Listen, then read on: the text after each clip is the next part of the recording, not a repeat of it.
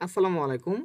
আজকের ক্লাসে আমরা ফটোশপের কয়েকটা প্রবলেম দেখব। সেই প্রবলেমগুলো হচ্ছে সিলেকশন প্রবলেম, তারপর হচ্ছে পাথের যে প্রবলেমটা আছে আপনার এখানে গেলে হচ্ছে আমি এখান থেকে যদি এই যে পেন টুলে যাই, এখান থেকে যে পাথ অপশনটা আছে এটার যে প্রবলেমটা আছে এটা, তারপরে আমরা যে গ্রুপ করি এই প্রবলেমটা, তারপর হচ্ছে আমরা যখন লেয়ারকে রাস্টারাইজ লেয়ার করি সেটা, আর এটা হচ্ছে টেক্সটের। ওকে, তো এখন হচ্ছে প্রথমে দেখবো হচ্ছে আমরা এই মুভ টুলের সাহায্যে কিভাবে আমরা কোনো সিলেক্ট করতে পারি। যেমন হচ্ছে আমি হচ্ছে এখান থেকে কয়েকটা শেপ নিলাম, ঠিক আছে, একটা লাল শেপ নিলাম, তারপর সরি কন্ট্রোল যেটা আসি এটা দিয়ে। ওকে, তো এখান থেকে বের হইতে হবে, আলাদা করে আবার নিতে হবে।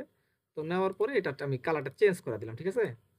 এখন হচ্ছে একটা জিনিস খেয়াল করেন, উপরে আমার মুভ টুলে ক্লিক দেওয়ার পরে দেখবেন হচ্ছে এই যে উপরে এখানে অটো সিলেক্ট অপশন আছে, এটা যদি টিক দেওয়া না থাকে তাহলে হচ্ছে আপনি কোনো কিছুর উপরে ক্লিক দিলে দেখছেন নিচ্ছে না, ঠিক আছে। ওইটা কি হবে, জাস্ট ওই যে যদি এখান থেকে ওই লেয়ারটা সিলেক্ট করা থাকে, যেমন লালটা আছে, লালের লেয়ারটা সিলেক্ট করা আছে, তাহলে শুধু লালটা নড়াচড়া করবে, এটা কিন্তু আর নড়াচড়া করবে না। দেখছেন এটার উপরে ক্লিক দিলেও এটা নড়াচড়া করতেছে।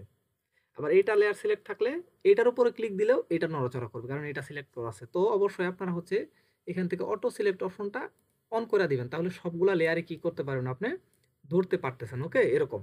তো এটা আমি ডিলিট করে দিই। এখন আবার একটা বিষয় হচ্ছে, জাস্ট এখান থেকে যদি আপনি নিউ লেয়ার নেন, নিউ লেয়ার যদি নেন তাহলে হচ্ছে আপনি কি করতেছেন, আমি এখানে একটা নিলাম, নেওয়ার পরে সিলেকশন নিলাম, এখানে জাস্ট হচ্ছে কালার দিলাম কন্ট্রোল ডি, ঠিক আছে। তো এটাতে আমি কিন্তু নড়াইতে পারতেছি, দেখছেন অটো সিলেক্ট, কিন্তু আছে আমি যদি লেয়ার এখান থেকে না নিই, নিউ লেয়ার, জাস্ট ব্যাকগ্রাউন্ডে সিলেক্ট করা আছে এবং আমি ক্লিক করে জাস্ট ব্যাকগ্রাউন্ডে আমি সিলেকশনটা নিয়ে ফেলছি, ঠিক আছে। তো এই ব্যাকগ্রাউন্ডে আমি আসার পরে জাস্ট এখান থেকে এই কালারটা আমি চেঞ্জ করে দিই একটু, আসার পরে অল্টার ব্যাক স্পেস দিয়ে এখানে কালারটা নিয়ে ফেলছি, ঠিক আছে। এখন দেখেন আমি যত এখানে ধরে ক্লিক করি না কেন এটা কিন্তু নড়বে না, কারণ এটা কি, আমি জাস্ট ব্যাকগ্রাউন্ডে করে ফেলছি। অবশ্যই কিন্তু লেয়ার নিয়ে করতে হবে এরকম, যদি আমি কি করি সিলেকশনের কাজ করি বা ই করি, তারপর যদি আমি এখান থেকে শেপটা নেই, শেপের যে আছে এখানে পাত না, কিন্তু শেপ সিলেক্ট করতে হবে এটা নেওয়ার পরে, ঠিক আছে, শেপ দিতে হবে। তো শেপ নিলে সে কিন্তু নিজে নিজেই লেয়ার তৈরি করতেছে, দেখছেন, নিজে নিজে নিজে। তো এটা আপনারা মনে রাখবেন। ওকে, তো এটা গেলে হচ্ছে আপনার সিলেকশনের অপশনটা, আমি এটাকে যদি হোয়াইট করে দেই, ওকে, সিলেকশনের প্রবলেমটা গেল। ওকে, এখন ওর পাতের প্রবলেম, পাত হচ্ছে আপনি এই যে পেন টুলে গেলাম, পেন টুলে যাওয়ার পরে এখানে কিন্তু আবার দুইটা অপশন, একটা শেপ, শেপ নিলে কি হবে, ওই যে আলাদা লেয়ার হয়ে, জাস্ট এখানে আলাদা লেয়ার হয়ে কিন্তু হয়েছে, জাস্ট এটাকে আমি কি করতে পারি, কালার এখান থেকে ডাবল দিয়েও কিন্তু চেঞ্জ করতে পারি, ঠিক আছে। এটা আমি ডিলিট করে দিই, কিন্তু আমি এখান থেকে যদি এটাকে পাত করে দিই তাহলে কিন্তু আর ওরকম হবে না, দেখছেন, এটা করি পাত কিন্তু আর হবে না। এটা যদি আমি এখন বাইরে যাই, দেখছেন এই এই যে মুভ টুল নিলাম, এটা কিন্তু পাত কিন্তু আর নড়তেছে না, কারণ এই পাতটা সিলেক্ট করা নাই। আপনি যদি এই যে পাতে যান, পাতে যাওয়ার পরে এটা যদি সিলেক্ট করেন তখন কিন্তু এই পাতটা নড়াচড়া করবে। তারপরেও একটা ই আছে, এই যে নিতে হবে, এই যে এই কি কনভার্ট পয়েন্ট টুল, অথবা নিচে থেকে আসতে হবে পাথ সিলেকশন টুল, এই যে এটাকে নিব আর এটাকে নড়াচড়া করবো, ঠিক আছে। এই যে পাতে আসতে হবে এটা, বুঝতে পারছেন। তো এটা আসার পর আবার যদি চাই যেগুলো নড়াবো, সেক্ষেত্রে আসবো হচ্ছে ডিরেক্ট সিলেকশন টুল। তো ডিরেক্ট সিলেকশন টুল আসার পরে জাস্ট এগুলো ধরে এখান থেকে ক্লিক করবো। ওকে, এই যে, তো আশা করি বুঝতে পারছেন যে এই দুইটা দেখি হবো, ঠিক আছে।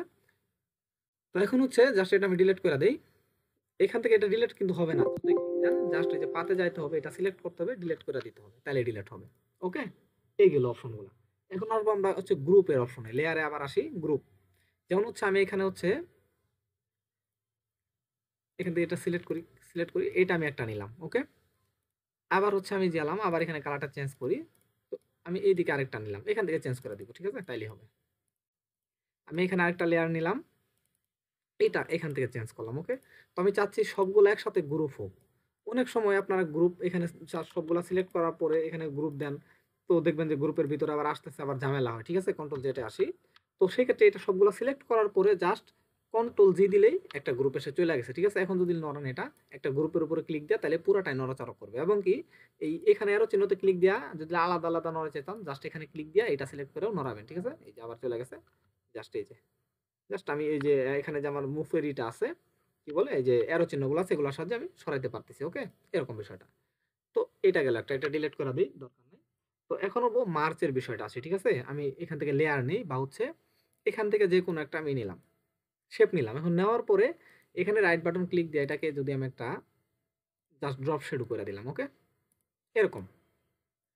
তো এখন হচ্ছে একটা জিনিস খেয়াল করেন, আমি কন্ট্রোল টি দিয়ে এটাকে একটু ছোট করে দিই, হুম এখন দেখেন এটা শ্যাডোটা কিন্তু এই দিকে পড়ছে।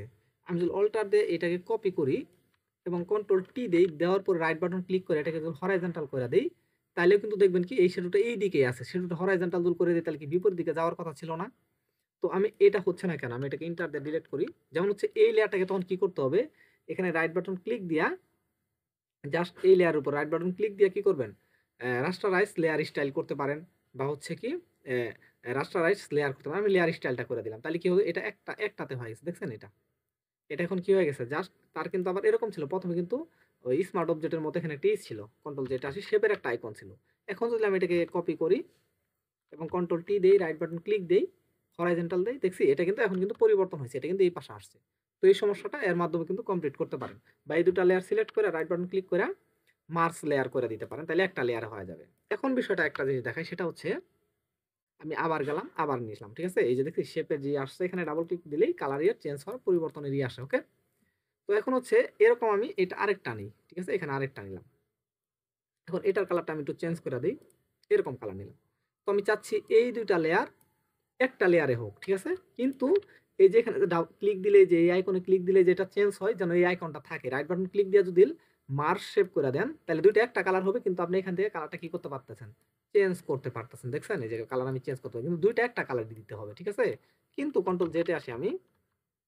আপনারা যদি এই ২ টাকে সিলেক্ট করে রাইট বাটন ক্লিক কইরা রাস্টারাইজ লেয়ার দেন তাইলে কিন্তু আর কালার এখান থেকে চেঞ্জ করতে পারবেন না। দেখছেন? এটা চেঞ্জ করার অপশনটা চলে গেছে। তো আশা করি এটা বুঝতে পারছেন। ওকে? ডিলিট করে দেই। তো সেক্ষেত্রে কি করতে হবে? কন্ট্রোল জেড এ আসি আবার।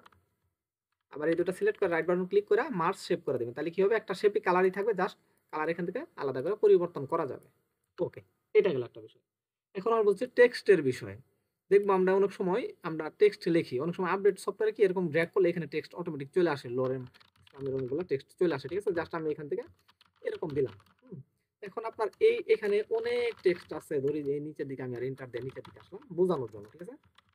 এইদিকে।